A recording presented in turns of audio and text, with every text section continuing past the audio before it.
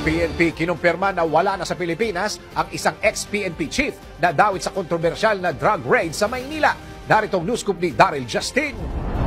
Nagpapatuloy ang manhunt operation sa siyam na pulis na kabilang sa 29 na Philippine National Police o PNP personnel na kinasuhan dahil sa kontrobersyal na 990 kilos na shabu na nasabat sa drug raid sa Maynila noong 2022. Ayon kay PNP spokesperson Brigadier General Jean Fajardo, 4 sa nasabing mga pulis ay nananatili pa rin sa serbisyo, 3 ang nagretiro na, 1 ang resigned at 1 rin ang na-dismiss. Kasama naman anya sa siyam na pinaghahanap ang 2 dating police generals na kumpirmadong nakalabas na ng Pilipinas noong Enero 8, ilang araw bago ilabas ng korte ang unang warrant of arrest kaugnay sa kaso.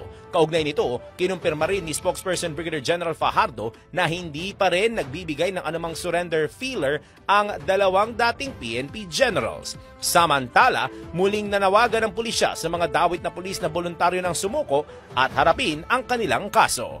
At yan ang aking news scoop, Daryl Justin, nagbabalita ng tama, naglilingkod ng tama.